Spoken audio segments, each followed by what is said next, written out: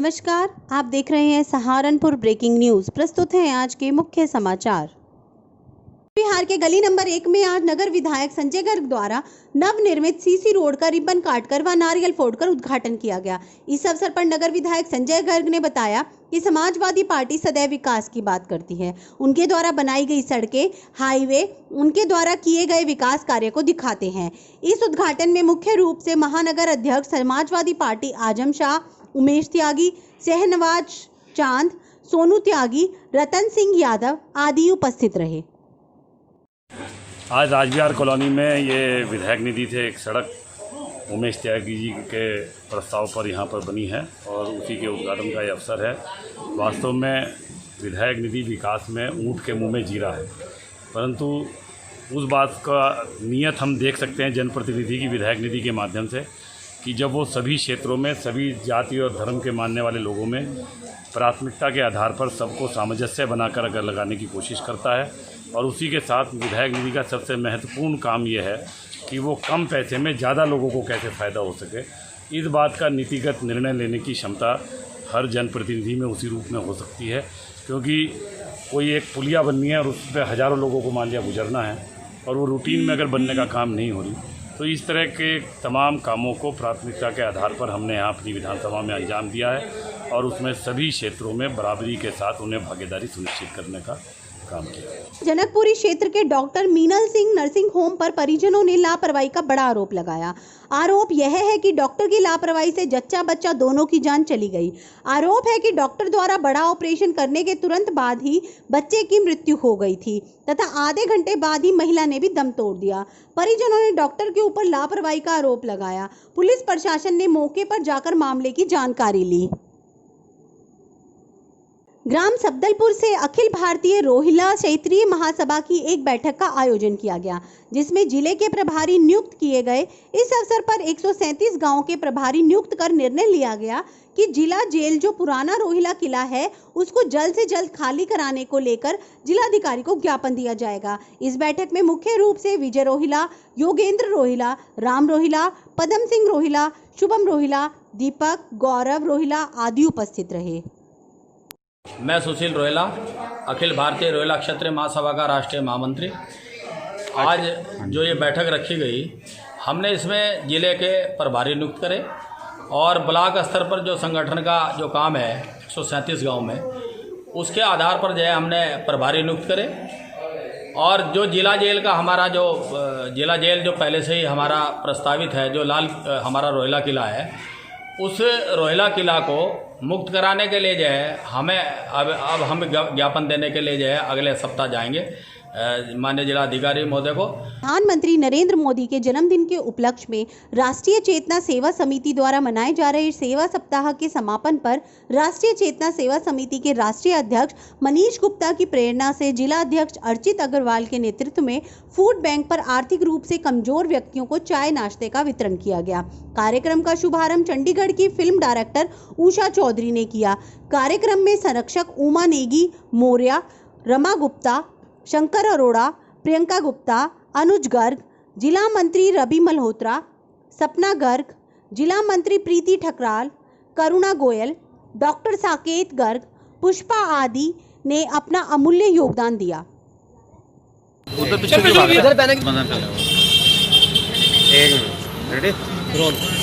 मैं अर्चित अग्रवाल, राष्ट्रीय चेतना सेवा समिति का जिलाध्यक्ष सहारनपुर।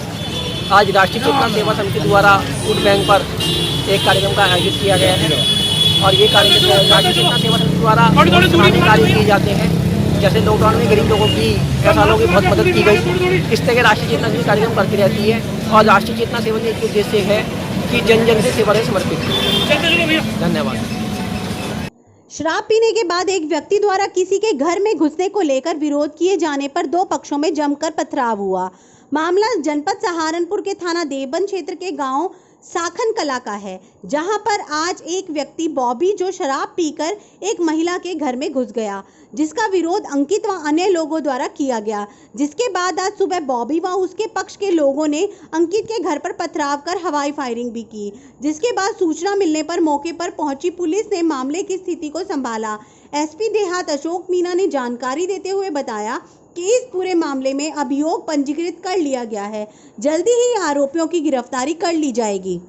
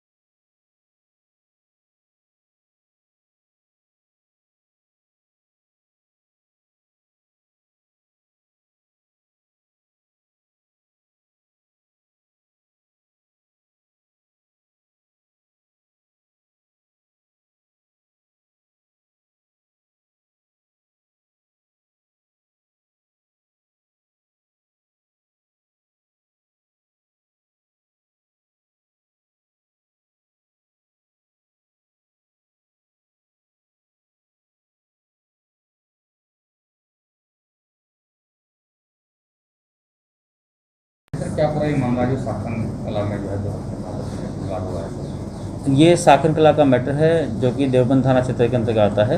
उसके अंतर्गत एक बॉबी सन ऑफ सुरेश जो कि साखन कला का रहने वाला है, वो एक महिला गुलिस्ता के घर के अंदर शराब पीकर घुस गया था। उसी का विरोध अंकित एवं अन्य लोगों द्वारा किया गया था।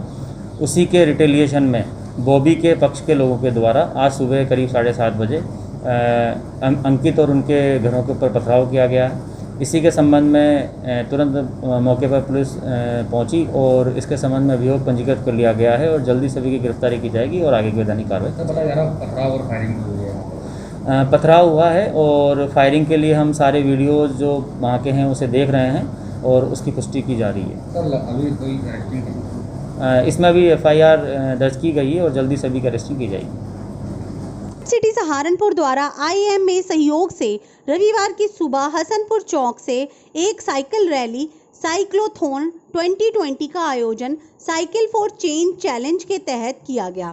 रैली में युवाओं के अलावा बुजुर्गों और बच्चों ने भी बढ़ चढ़कर हिस्सा लिया। साइकिल रैली को स्मार्ट सिटी के CEO ज्ञानेंद्र सिंह, अंतर्राष्ट्रीय साइकिलिस्ट बाबूराम सैनी, नगर स्वास्थ्य अधिकारी अंकुर जैन ने हरी झंडी दिखाकर रवाना किया। विभिन्न मार्गों से होती हुई यह रैली गांधी पार्क पहुंचकर समाप्त हुई। रैली का आयोजन में सिविल डिफेंस के स्वयं सेवकों का भी विशेष सहयोग रहा। IAM के अध्यक्ष doctor Rajneesh Dahuja, doctor Surendra Nagpal, doctor Mahesh Grover, doctor Naresh Nosran, doctor SP Joshi, doctor Sandeep Garg व सहारनपुर क्लब के नवनीत सिंह बग्गा सहित 200 से अधिक साइकिलिस्टों की रैली में मौजूदगी रही। ये हम लोगों ने स्मार्ट सिटी के अंतर्गत ये आज हम लोगों ने फिट इंडिया कि लोग फिट रहें और एक अच्छा मैसेज जाए और लोग साइकिलिंग को प्राथमिकता दें और एक एक्सरसाइज भी हो जाती है। लोगों के अंदर रुझान आया, लोग इस पूरे वातावरण को कार्बन न्यूट्रल बनाने के लिए लोग साइकिल को प्राथमिकता दें और हम लोग बहुत जल्दी एक साइकिल ट्रैक स्मार्ट सिटी के तहत बनाने जा रहे हैं, जिससे लोगों के अंदर ये भावना पैदा हो कि साइकिल कोई बहुत अपनी बॉडी के लिए फिट है, अपने स्वास्थ्य के लिए बहुत अच्छा है और वातावरण के लिए सबसे बड़ी बात है। और स्मार्ट सिटी के तहत पूरे शहर को हम एक अच्छा शहर बनाने के लिए, कार्बन न्यूट्रल फ्री बनाने के लिए इसमें प्राथमिकता दे रहे हैं और साथ में कोरोना से जो लड़ाई लड़ रहे हैं हम लोग कि अपनी बॉडी को फिट रखें, अपनी इम्यूनिटी को अच्छा रखें, उसके लिए भी साइकिल बहुत ज़रूरी है साइकिलिंग। और उसी के तहत हम लोगों ने ये आयोजन किया है जिससे आने वाले समय में लोग साइकिल को चलाएं और एक अच्छा वातावरण यहाँ बने।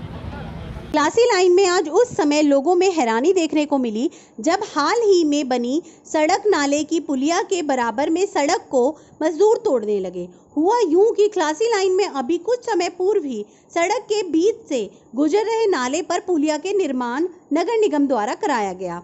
हजारों रुपए के हुए निर्माण के बाद जब आज सुबह कुछ मजदूर उस पुलिया को बराबर से बनी सड़क को तोड़ने लगे तो लोगों को बहुत हैरानी हुई। मामले को सपा नेता रतन सिंह यादव ने यूं बताया कि पुलिया के बराबर में बनी हुई सड़क इतनी बेकार बनाई थी कि उससे रोज दुर्घटना हो रही थी, जिसकी शिकायत करने पर आज निर्माण दोबारा कराया जाएगा। मेरा नाम रतन सिंह यादव है, मैं समाजवादी पार्टी का नगर उपाध्यक्ष हूँ। ये खलासी नाल पुलिया है, ये टूट के दोबारा बन रही है, सर क्या मसला है? ये मसला ये है जी, पहले ये जो पुलिया पहले ही गलत बनी थी और वहाँ अक्सर जो भी लोग गुजरते थे चोटिल होते थे, कई लोगों का एक्सीडेंट हुआ, दो आदमी गुजर रहे थे, उनकी एक्टिवा के 2 पार्ट हो गए। इस चीज़ को देखते हुए फिर मैंने नगर विधायक जी से बात करी। नगर विधायक जी ने जो है नगर आयुक्त साहब को कह के फिर वहाँ एक मेरे को प्रतिनिधि के रूप में भेजा गया और मैं जाके चीफ इंजीनियर साहब से बात करके लिखित रूप में देके इस पुलिया का दोबारा निर्माण करवाने का कार्य किया गया है। और इस तरीके की तमाम समस्या खलासी लाइन के अंदर ऐसी हैं कि जिसको कहीं से कहीं तक अनदेखी की जा रही है इस सरकार में और कहीं कुछ करने का कार्य नहीं कर रही, सिर्फ लोगों में दिखावा करने का काम सिर्फ केवल बीजेपी सरकार।